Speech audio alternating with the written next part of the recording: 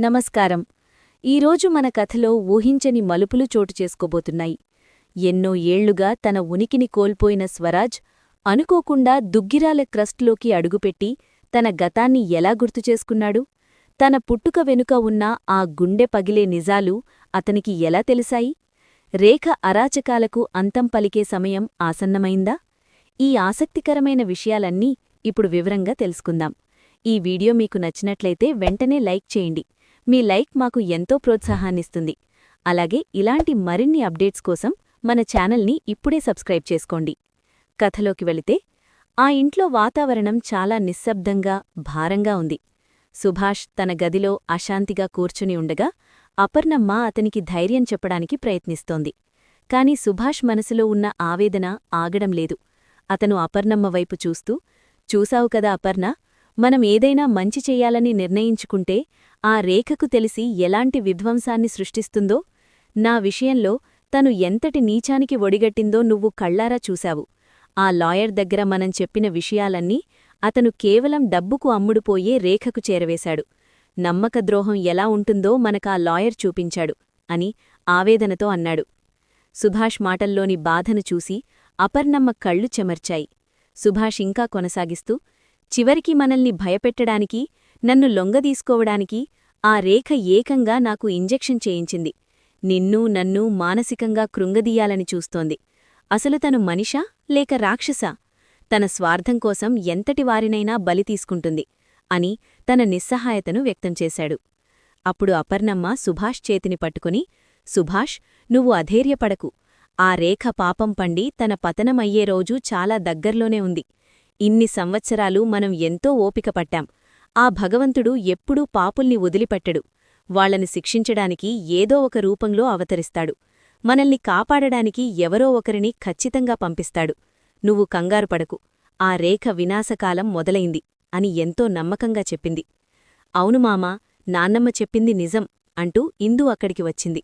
మనల్నింతలా బాధపెట్టి తను ఒక్కతే ఆస్తిని, ఆనందాన్ని అనుభవించాలనుకుంటోంది కదా, అవన్నీ తనకి దూరమయ్యే సమయం వచ్చింది. తన గతం తనని వెంటాడుతుంది. చివరికి వాళ్ల అమ్మకు పట్టిన గతే రేఖకు కూడా పడుతుంది అని ఇందూ చాలా ధైర్యంగా మాట్లాడింది. ఇందూలోని ఆ కొత్త రూపాన్ని చూసి సుభాష్, అపర్ణ ఆశ్చర్యపోయారు. ఎప్పుడూ భయపడుతూ ఉండే ఇందూ ఇప్పుడు ఇంత ధైర్యంగా మాట్లాడుతోందంటే అది ఆ దేవుడి సంకల్పమేనని వారు భావించారు. అపర్ణ ఒక నిట్టూర్పు విడిచి, ఇందూ, ఇంక ఎన్ని రోజులని మనమీ బాధల్ని భరిస్తూ ఉంటాం? ఈ ఆస్తిమీద ఆశ వదిలేసుకొని ఈ నరకంలాంటి ఇల్లు దాటి ఎక్కడికైనా వెళ్ళిపోదామా అనిపిస్తోంది అంది. దానికి ఇందూ ఏమాత్రం తగ్గకుండా, లేదు నాన్నమ్మ, మనమిక్కడి నుండే వెళ్ళిపోకూడదు. ఖచ్చితంగా ఇక్కడే ఉండి ఆ రేఖ పతనాన్ని మన కళ్లతో చూడాలి. ఆమె అన్యాయంగా సంపాదించిన ప్రతి పైసా ఆమెకు దూరం కావాలి అని కసిగా చెప్పింది. ఇందూ మాటల్లోని ఆ ఆవేశం, ఆ కసి చూస్తుంటే సుభాష్కి తన కూతురు కావ్య గుర్తొచ్చింది. ఆ ధైర్యమే నిన్ను కాపాడుతుందమ్మా. నీలో కనిపిస్తున్న ఈ మార్పు రేఖ పతనానికి నాంది పలుకుతుంది అని సుభాష్ మనసులో అనుకున్నాడు. ఆ ఇంట్లో రేఖ సృష్టించిన చీకటిని చీల్చుకుంటూ ఏదో ఒక వెలుగు వస్తుందని వారు ఆశగా ఎదురుచూస్తున్నారు. కథ మరోవైపుకి మలుపు తిరుగుతోంది. రాజు అంటే స్వరాజ్ తన ఇంట్లో కూర్చుని భోజనం చేస్తున్నాడు. ముద్ద నోట్లోకి వెళ్తోందో లేదో అప్పుడే వాళ్ల నాన్న గొడవ మొదలుపెట్టాడు. రేయ్, ఏ పనైనా సక్రమంగా చేస్తావా అసలు? నిన్ను చూస్తుంటే నాకు రక్తం మరిగిపోతోంది. నన్ను ఏడిపించడానికే నువ్వు పుట్టావురా. నేను పోతే తప్ప నీకు బాధ్యత అంటే ఏంటో తెలియదు అని రాజును నోటికొచ్చినట్టు తిడుతున్నాడు. రాజు ఏమీ మాట్లాడకుండా మౌనంగా వింటున్నాడు కాని వాళ్ల అమ్మ మాత్రం తట్టుకోలేకపోయింది. ఏంటండి ఆ మాటలు? అసలు వాడు ఏం చేశాడని అంతలా తిడుతున్నారు? ఏదో ఒక పనిచేసి డబ్బు సంపాదించాలని వాడు పడరాని పాట్లు పడుతుంటే మీరేమో వాణ్ణి ఎప్పుడూ తక్కువ చేసి మాట్లాడుతున్నారు. వాడు మనకోసం పడే తపన మీకు ఎందుకర్థం కావట్లేదు అని రాజు తరపున వకాల్తా పుచ్చుకుంది. దానికి ఆయన మరింత రెచ్చిపోయాడు. తపన? ఏంటా తపన?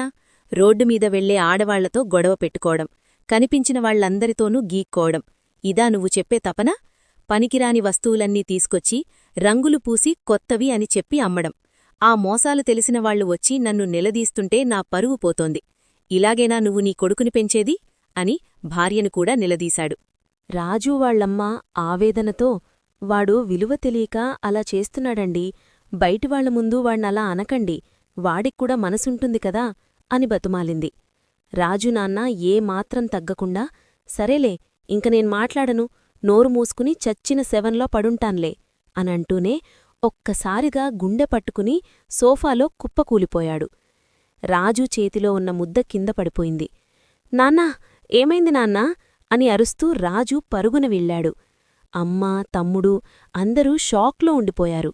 ఆయన స్పృహ కోల్పోవడంతో కంగారుగా ఒక ఆటో పిలిపించి వెంటనే హాస్పిటల్కు తరలించారు.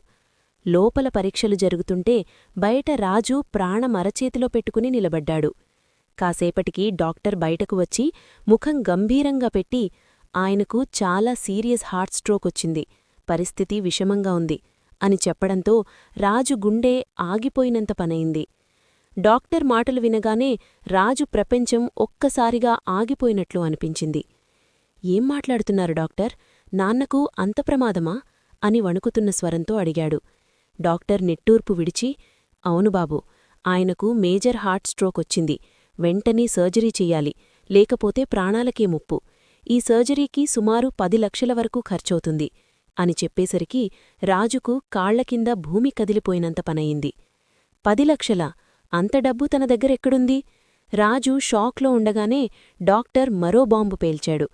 చూడు బాబూ, మన దగ్గర ఎక్కువ సమయం లేదు, కేవలం 48 గంటల్లోపు ఈ ఆపరేషన్ జరగాలి, అంతకంటే ఆలస్యమైతే మనమేమీ చెయ్యలేం. ఇంకో ముఖ్యమైన విషయమేంటంటే, ఈ సీరియస్ కండిషన్ గురించి పేషెంటుకు అస్సలు తెలియకూడదు. ఆయనకు తన పరిస్థితి తెలిసి టెన్షన్ పడితే బీపీ పెరిగి మళ్లీ స్ట్రోకొచ్చే ప్రమాదముంది. కాబట్టి మీరు సాధ్యమైనంత త్వరగా డబ్బు రెడీ చేసుకోండి అని చెప్పి వెళ్ళిపోయాడు. రాజు వాళ్లమ్మ గుండెలు బాదుకుంటూ ఏడవడం మొదలుపెట్టింది. అయ్యో, 10 లక్షలు అంటే సామాన్యమైన మాటలా? మన దగ్గర అంత డబ్బెక్కడుందిరా? మీ నాన్నను ఎలా కాపాడుకోవాలో నాకర్థం కావట్లేదు అని కుమిలిపోతోంది. రాజు తన కన్నీళ్లను అదిమి పట్టుకుని అమ్మను హత్తుకున్నాడు. నువ్వు బాధపడకమ్మా, నాన్నను నేను ఎలాగైనా కాపాడుకుంటాను. నువ్వెళ్ళి నాన్న దగ్గరుండు, ఆయన ముందు మాత్రం అస్సలు ఏడవద్దు, ఆయనకు అనుమానం రాకూడదు, నేను ఎలాగోలా డబ్బు సర్దుబాటు చేస్తాను అని ధైర్యం చెప్పి లోపలికి పంపాడు. రాజు స్నేహితుడు అక్కడికి వచ్చి, రే మావా, 10 లక్షలు అంటే చిన్న మొత్తం కాదు కదా, ఎక్కడ్నించి తెస్తావురా అని ఆందోళనగా అడిగాడు. రాజు వెంటనే తన ఫోన్ తీసి తెలిసిన వాళ్లందరికీ కాల్ చేయడం మొదలుపెట్టాడు. తన స్నేహితుడు కూడా తన వంతు ప్రయత్నం చేస్తూ అందర్నీ అడుగుతున్నాడు. కాని ఎవరూ అడిగినా 5,000, 10,000 ఇస్తామంటున్నారు తప్ప లక్షల రూపాయలు అప్పు ఇచ్చేవారు ఎవరూ లేరు. సమయం గడుస్తున్న కొద్దీ రాజులో ఆందోళన పెరిగిపోతోంది. అప్పుడే హాస్పిటల్లో ఒక నర్సు రాజు దగ్గరికి వచ్చింది. రాజు పడుతున్న ఇబ్బందిని చూసి ఆమెకు జాలి వేసింది. చూడండి బాబూ, మీ నాన్న ఆపరేషన్ కోసం మీరు డబ్బు ఇబ్బంది పడుతున్నట్లున్నారు కదా, నాకు తెలిసి ఒక మార్గముంది అని మెల్లగా అంది. రాజు ఆశగా ఆమె వైపు చూశాడు. నాకు తెలిసి ఒక చారిటబుల్ ట్రస్ట్ ఉంది, దాని పేరు దుగ్గిరాల చారిటబుల్ ట్రస్ట్. ఇలాంటి పేదవాళ్లకు వైద్యం చేయించడానికి ఆ ట్రస్ట్ వాళ్లు మొత్తం ఖర్చు భరిస్తారు. ఎంతోమంది ప్రాణాలను నిలబెట్టిన పుణ్య సంస్థ అది. మీరొకసారి వెళ్లి వాళ్లను సంప్రదించండి, ఖచ్చితంగా సాయం అందుతుంది అని సలహా ఇచ్చింది. రాజు కళ్లల్లో ఒక్కసారిగా ఆశ మెరిసింది. దుగ్గిరాల చారిటబుల్ ట్రస్ట్, నిజంగానే వాళ్లు ఇంత పెద్ద మొత్తంలో సాయం చేస్తారా సిస్టర్ అని ఆతృతగా అడిగాడు. ఆ నర్సు నవ్వుతూ, అవును బాబూ, అక్కడ కులమతాలకు అతీతంగా కేవలం మనిషి ప్రాణం ముఖ్యమని భావించి సాయం చేస్తారు. ఇక్కడ చాలామంది పేదవాళ్లు అలాగే ఆపరేషన్లు చేయించుకున్నారు. ఇప్పుడు మీకు చెప్పిన డాక్టర్ కొత్తాయన కాబట్టి ఆయనకు ఆ వివరాలు తెలియకపోవచ్చు. కాని ఆ ట్రస్ట్ ఎంతోమందికి దేవుడిచ్చిన వరంలా నిలిచింది. మీ నాన్నగారికి సమయం తక్కువగా ఉంది కాబట్టి మీరు ఆలస్యం చేయకుండా వెంటనే బయలుదేరండి అని చెప్పి వెళ్ళిపోయింది. రాజు కృతజ్ఞతతో ఆమెకు చేతులు జోడించి, చాలా థాంక్స్ సిస్టర్, మీరు చూపించిన ఈ దారి నాన్న ప్రాణాలను కాపాడుతుందని నమ్ముతున్నాను. ఈ మేలు నేను జన్మలో మర్చిపోలేను అని చెప్పి వేగంగా హాస్పిటల్ బయటకు పరుగుతీశాడు. బయటకు రాగాని తను పాత బైక్ స్టార్ట్ చేస్తుండగా అనుకోకుండా తను పనిచేస్తున్న షూటింగ్ డైరెక్టర్ ఎదురుపడ్డాడు. ఏ రాజూ, ఎక్కడికంత కంగారుగా వెళ్తున్నావు? ఈరోజు షూటింగుంది, నువ్వు వస్తావని ఎదురుచూస్తున్నాను, వస్తున్నావా లేదా అని అడిగాడు. రాజు బండి ఆపి దీనంగా ఆయన వైపు చూశాడు. సర్, ఒక చిన్న హెల్ప్ సర్, మా నాన్నకు హార్ట్ ఆపరేషన్ చేయించాలి, 10 లక్షలు కావాలి. మీరేమన్నా అడ్వాన్స్ ఇవ్వగలరా? నేను మీ దగ్గర ఎన్ని రోజులైనా పనిచేస్తాను అని అడిగాడు. డైరెక్టర్ ఒక్కసారిగా నవ్వేశాడు. 10 లక్షలా? ఏంటయ్యా రాజూ, పిచ్చి పట్టిందా నీకు? ఏదో రోజుకు 500, 1000 రూపాయలకి వచ్చి షూటింగ్ చేసేవాడివి, నీకు 10 లక్షలు ఏ నమ్మకంతో ఇవ్వాలి? అసలు నీకంత సీనుందంటావా? అని హేళనగా మాట్లాడాడు. ఆ మాటలు రాజు మనసును ముక్కలు చేశాయి. సార్, మనిషి కష్టాల్లో ఉన్నప్పుడు నమ్మకపోతే ఇంకెందుకు సార్? రోడ్డుమీద వెళ్తున్న నన్ను ఆపి నువ్వు షూటింగ్కి పనికొస్తావని అడిగారు కదా, అప్పుడు ఏ నమ్మకంతో అడిగారు? అని సూటిగా ప్రశ్నించాడు. డైరెక్టర్ కోపంగా, ఏంటయ్యా, ఏదో నీమీద ఆధారపడి నేను సినిమాలు తీస్తున్నాననుకుంటున్నావా? నువ్వు కాకపోతే ఇంకొకడు దొరుకుతాడు, వెళ్ళు అని విసుక్కున్నాడు. రాజు ఆవేశంగా, సరే సార్, వేరే వాళ్లనే వెతుక్కోండి. మనిషి ప్రాణం కంటే డబ్బుకే ఎక్కువ విలువిచ్చే మీలాంటి వాళ్ల దగ్గర పనిచేయటం కంటే నా తంటాలు నేను పడటమే మిన్నా అని చెప్పి అక్కడ్నుంచి దూసుకుపోయాడు. రాజు ఫ్రెండు పక్కనే ఉండి, రేయ్ మామా, అంత గట్టిగా అనేసావేంట్రా, మళ్ళీ పిలవరేమో అని కంగారుపడ్డాడు. రాజు మాత్రం, అవసరం లేదురా, ఇప్పుడు నా నాన్న ప్రాణం ముఖ్యం అని అంటూ దుగ్గిరాల ట్రస్ట్ అడ్రస్ వెతుక్కుంటూ బయల్దేరాడు. రాజు తన స్నేహితుడితో కలిసి దుగ్గిరాల చారిటబుల్ ట్రస్ట్ ప్రాంగణంలోకి అడుగుపెట్టాడు. ఆ విశాలమైన భవనం, అక్కడ ఉన్న క్రమశిక్షణ చూస్తుంటే రాజుకు తెలియని ఒక ప్రశాంతత కలిగింది. లోపలికి వెళ్లగానే అక్కడ ఉన్న సిబ్బందిని కలిసి, అయ్యా, మా నాన్నకు గుండె ఆపరేషన్ చేయించాలి, మా దగ్గర తగినంత డబ్బు లేదు, ఈ ట్రస్ట్ వారు పేదవారికి సాయం చేస్తారని తెలిసి వచ్చాను, దయచేసి మమ్మల్ని ఆదుకోండి అని ప్రాధేయపడ్డాడు. అక్కడ ఉన్న క్లర్కు రాజు రిపోర్ట్స్ చూసి, కంగారు పడకండి బాబూ, మీరు విన్నది నిజమే, ఇక్కడ ఎంతోమందికి ఉచితంగా వైద్యం అందుతోంది. ఆఫీసర్ గారు వచ్చే సమయమయ్యింది, కాసేపక్కడ కూర్చోండి, ఆయనతో మాట్లాడితే మీ సమస్య తీరుతుంది అని పక్కనే ఉన్న కుర్చీలను చూపించాడు. రాజు అక్కడ కూర్చొని చుట్టూ ఉన్న పరిసరాలను గమనించసాగాడు. అకస్మాత్తుగా రాజులో ఒక వింత అనుభూతి మొదలయింది. ఆ గోడలు, ఆ కిటికీలు, అక్కడ ఉన్న చెట్లు అన్నీ తనకి ఎప్పుడో తెలిసినట్టు అనిపిస్తున్నాయి. రే మామా, ఈ ప్లేస్ చూస్తుంటే నాకేదో పాత జ్ఞాపకాలు గుర్తొస్తున్నాయిరా, కాని సరిగ్గా పట్టుకోలేకపోతున్నాను. ఎప్పుడో ఇక్కడికి నేను వచ్చినట్టు, ఈ గాలిని పీల్చినట్టు ఒక వింత ఫీలింగ్ కలుగుతోంది అని తన స్నేహితుడితో అన్నాడు. స్నేహితుడు నవ్వుతూ, ఏమోరా, ఎప్పుడైనా చిన్నప్పుడు వచ్చుంటావులే, ఇప్పుడు టెన్షన్లో ఉన్నావు కదా, అందుకే అలా అనిపిస్తుందేమో అని కొట్టిపారేశాడు. కాని రాజు మనసు మాత్రం ఊరుకోలేదు. కాదురా, ఎవరితోనో వచ్చాను, ఎందుకు వచ్చానో కూడా గుర్తులేదు కాని ఇక్కడ నేను తిరిగిన గుర్తులు నా మెదడులో మెదులుతున్నాయి అని దీర్ఘంగా ఆలోచిస్తుండిపోయాడు. అంతలో అక్కడికి కొందరు వ్యక్తులు వచ్చారు. వారు ఆఫీసర్ గారికి కృతజ్ఞతలు చెప్తూ, సార్, మీ ట్రస్ట్ వల్లే ఈరోజు మా నాన్నగారు ప్రాణాలతో ఉన్నారు. మా స్నేహితుడు మోసం చేయడంతో ఆస్తంతా పోయి రోడ్డున పడ్డాం. ఆ సమయంలో ఈ ట్రస్ట్ మాకు దేవుడిలా అండగా నిలిచింది. మీ రుణం ఎలా తీర్చుకోవాలో మాకు తెలియడం లేదు అని కన్నీళ్లతో చెప్తున్నారు. ఆ మాటలు విన్న రాజుకు ఆ ట్రస్ట్ పట్ల మరింత గౌరవం పెరిగింది. ఆఫీసర్ గారు చిరునవ్వుతో, ఇదంతా నా గొప్పతనం కాదు బాబూ, ఈ చారిటబుల్ ట్రస్ట్ స్థాపించిన రాజు కావ్యలది. వారు తమ ఆస్తిలో సగభాగాన్ని ఈ ట్రస్ట్ పేరుమీద రాసిచ్చారు. వారి ఆశయం వల్లే ఈరోజు వేల మందికి ప్రాణదానం జరుగుతోంది అని చెప్పారు. ఆ మాట విన్న రాజు తన స్నేహితుడివైపు చూసి, చూశావా మామా, ఆస్తిలో సగమివ్వటం అంటే ఎంత గొప్ప విషయం. ఈ రోజుల్లో 10 రూపాయలు దానం చేయడానికి అందరూ ఆలోచిస్తారు. అలాంటిది లక్షల కోట్ల ఆస్తిని పేదవారికోసం ఇచ్చేశారంటే వాళ్లు మనుషులు కాదు, దేవుళ్ళు అని మురిసిపోయాడు. రాజు ఆ మాటలు అంటుండగానే అక్కడ ఉన్న ఆఫీసర్ రాజువైపు తిరిగి, బాబూ, మీరేనా హాస్పిటల్ నుండి వచ్చింది? రండి, లోపలికి రండి అని పిలిచారు. రాజు తన చేతిలో ఉన్న ఫైల్ను ఆఫీసర్ ముందు ఉంచాడు.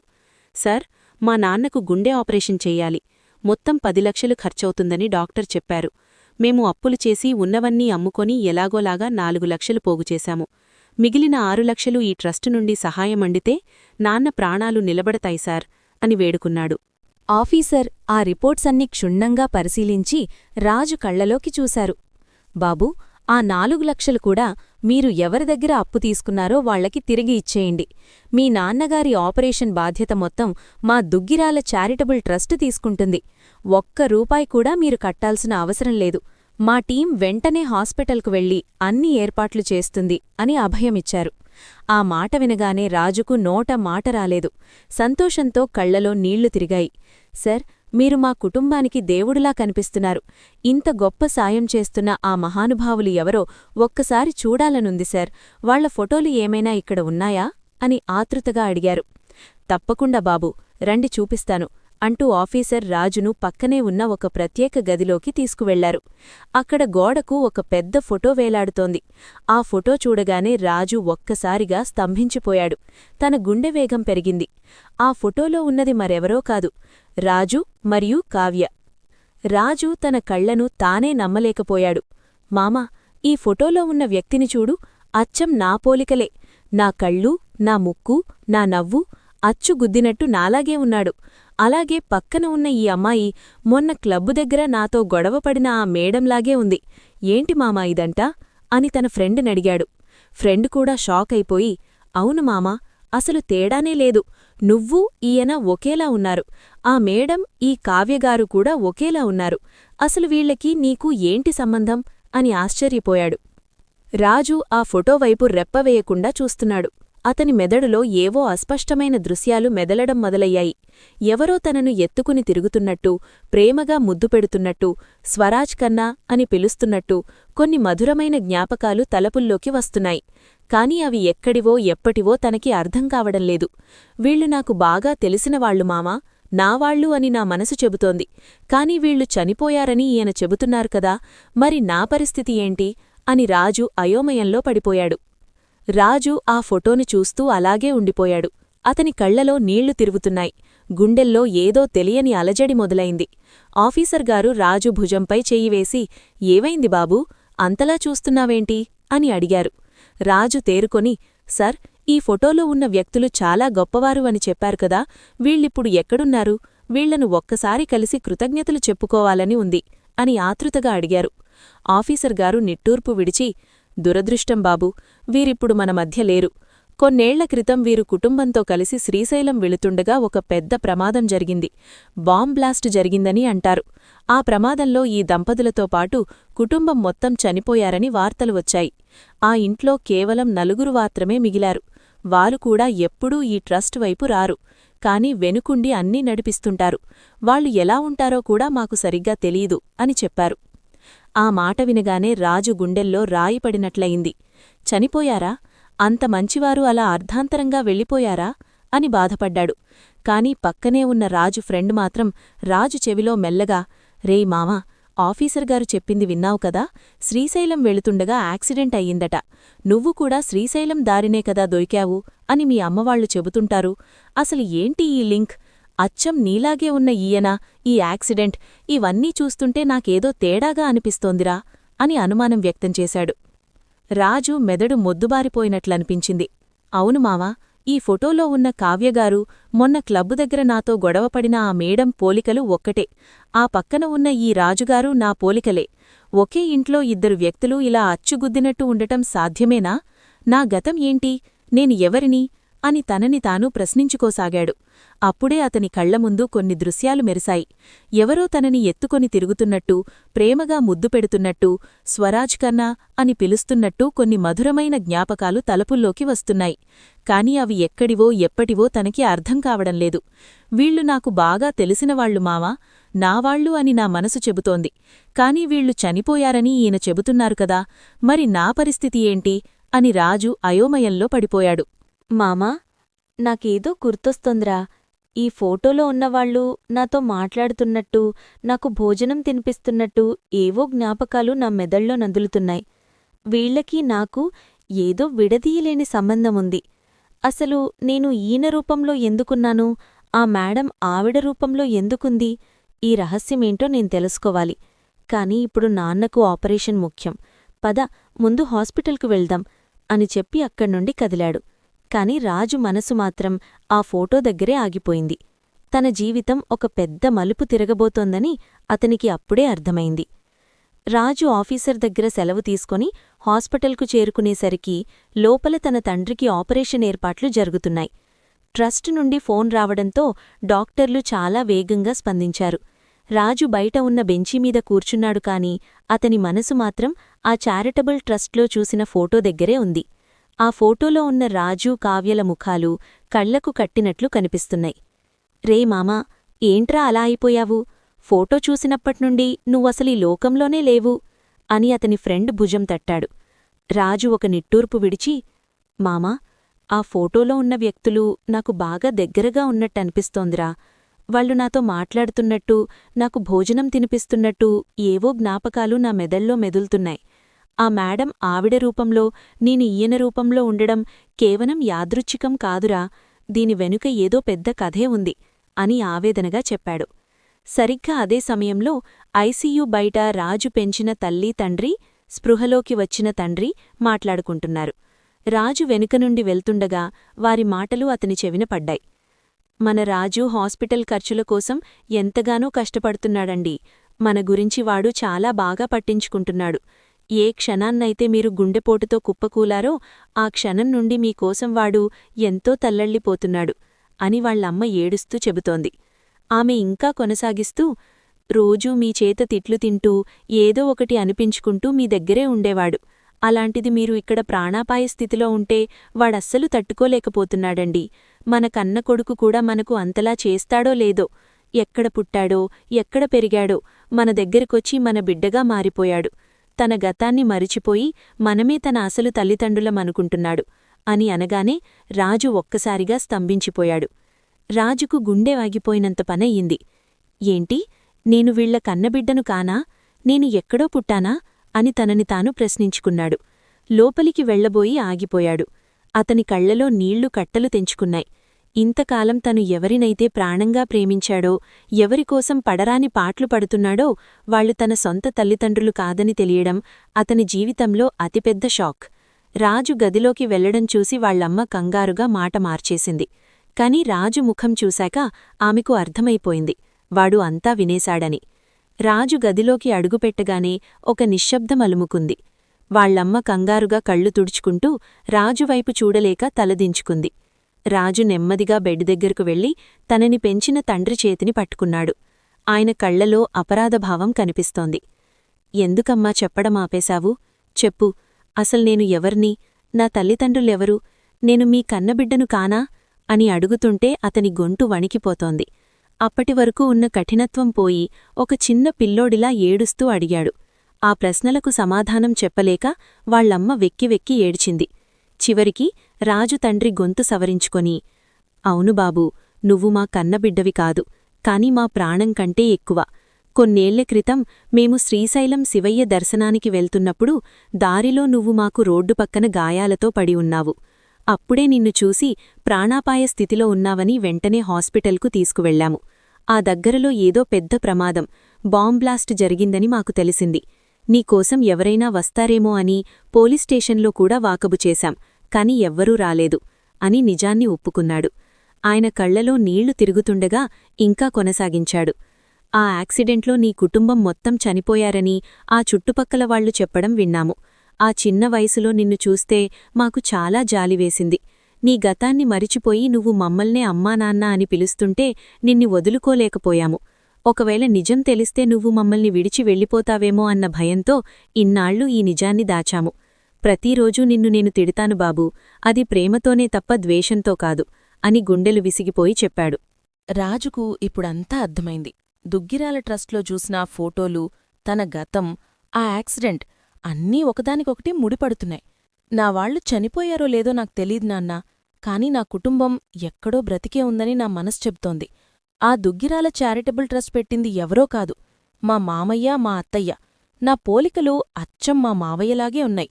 అక్కడున్న ఆ అమ్మాయి నా మేనకోడలు ఇందు. తన్నా రక్తం నాన్నా, నేను వెళ్ళాలి, నా వాళ్ల దగ్గరికి వెళ్ళాలి అని ఆవేశంగా అన్నాడు. రాజు మాటలకు వాళ్లమ్మానాన్నలు షాక్ అయ్యారు. అంటే నువ్వు కోటీశ్వరులు బిడ్డవా బాబూ అని ఆశ్చర్యంగా అడిగారు. రాజు కళ్లలో ఒక నిశ్చయమైన మెరుపు కనిపించింది. అవున్నాన్నా, నేను ఎవరి బిడ్డనో, నా గతమేంటో ఇప్పుడు నాకర్థమవుతోంది. ఆ దుగ్గిరాల చారిటబుల్ ట్రస్ట్లో ఉన్న ఫోటోలు చూశాక నా మెదడ్లో నిక్షిప్తమై ఉన్న జ్ఞాపకాలన్నీ ఒక్కొక్కటిగా బయటకొస్తున్నాయి. ఆ ఫోటోలో ఉన్న రాజుగారు నా మావయ్య, ఆయన రూపమే నాకొచ్చింది. పక్కినే ఉన్న కావ్యగారు నా అత్తయ్య. ఆ రోజు యాక్సిడెంట్లో వాళ్లందరూ చనిపోయారని మీరనుకున్నారు, కాని నా మనసు చెబుతోంది నా కుటుంబం ఇంకా ఉయిరుతోనే ఉందని. ఆ ఇందు, ఆ మేడం ఎవరో కాదు, నా అత్తయ్య కూతురు. అంటే నాకు వరుసకు చెల్లెలవుతుంది అని ఆవేశంగా ఆనందంతో చెప్పాడు. రాజు మాటలు వింటుంటే ఆ తల్లిదండ్రులకు నోట మాట రాలేదు.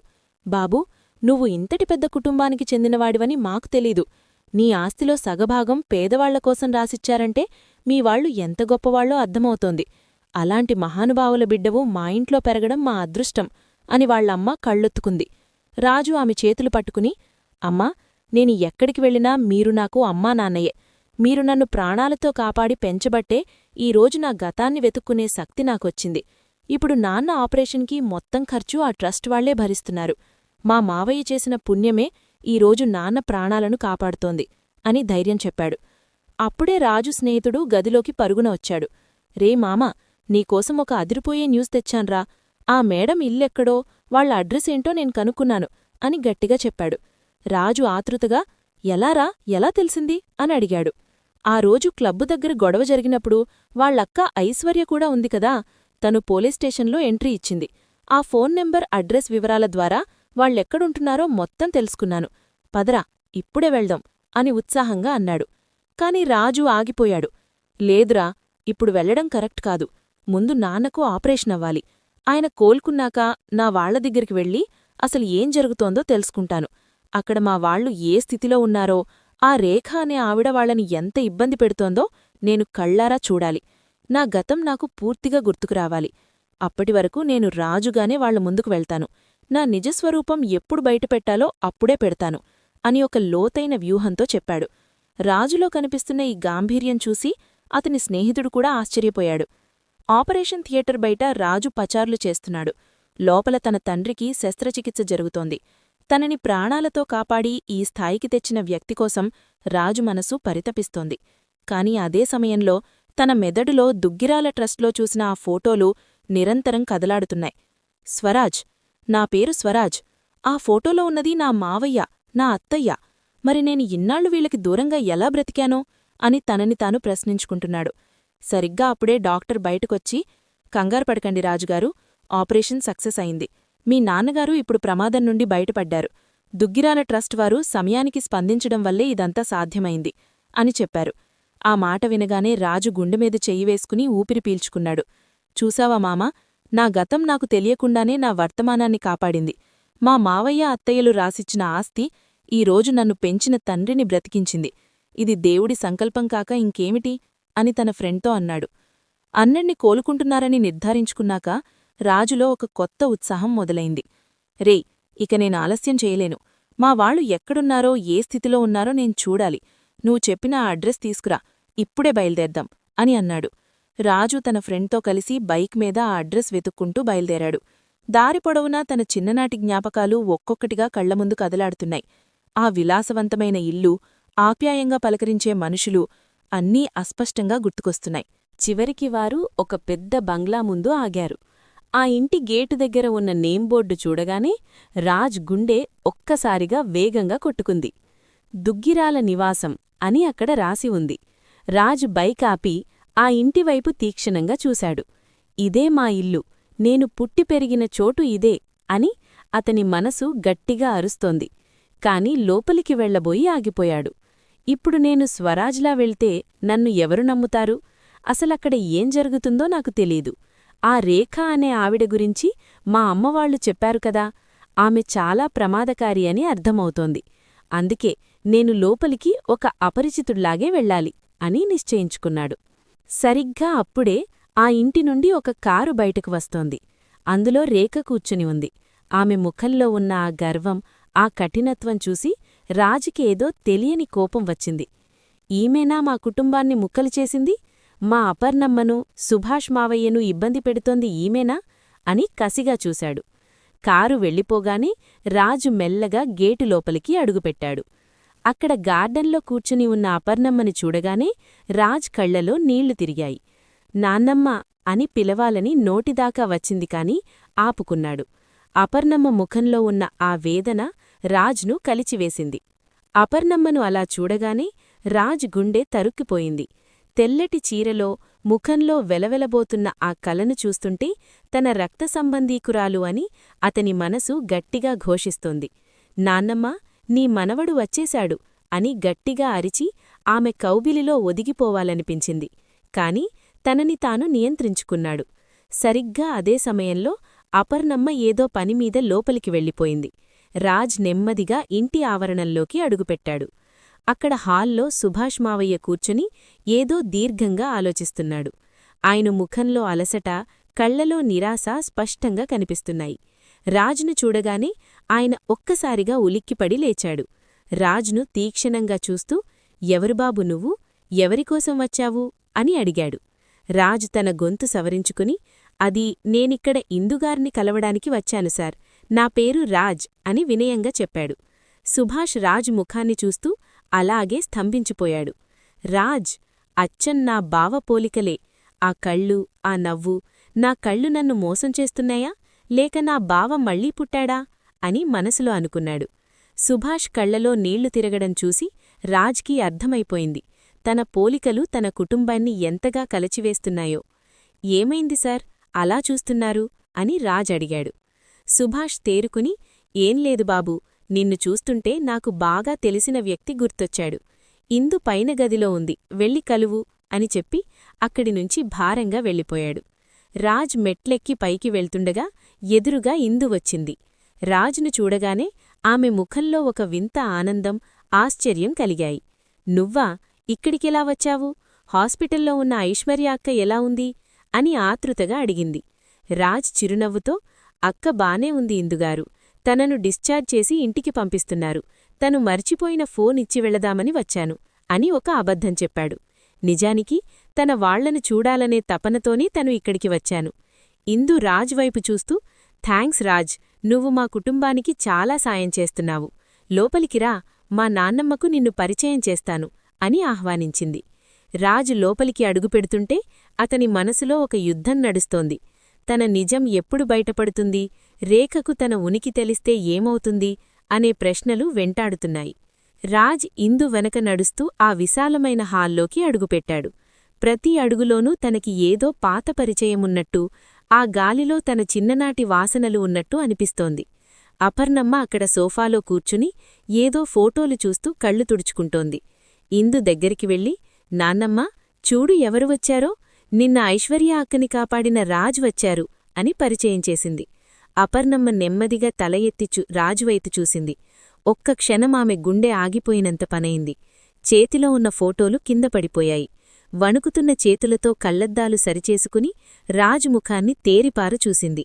అచ్చం తన కొడుకు స్వరాజ్, అదే రూపం, అదే తీక్షణమైన చూపు.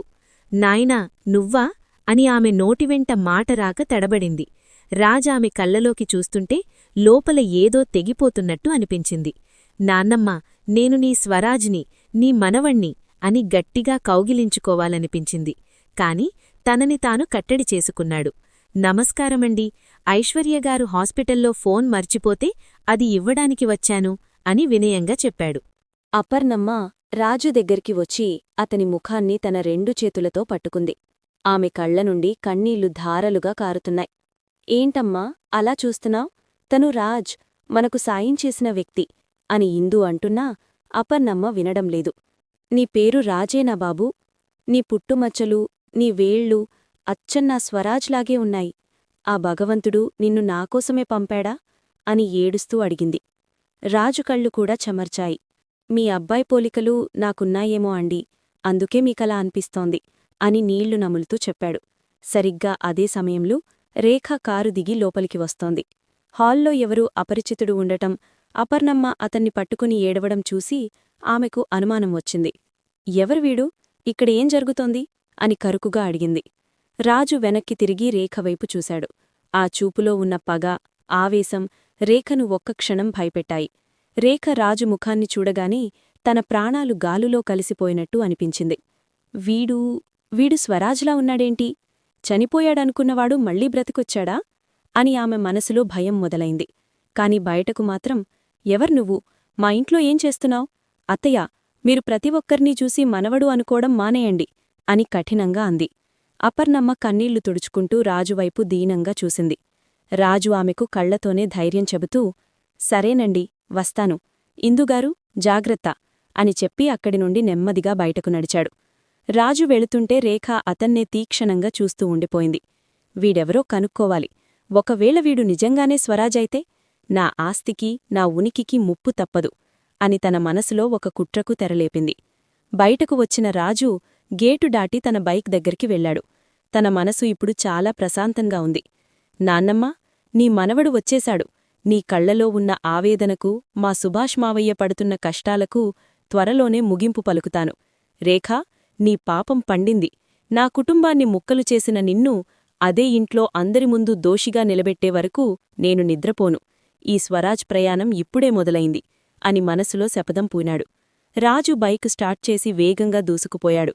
అపర్ణమ్మ మేడమీద నుండి వెళుతున్న రాజునే చూస్తూ, వాడు నా స్వరాజే, నా రక్తం నా దగ్గరికి తిరిగొచ్చింది అని నమ్మకంతో మురిసిపోయింది.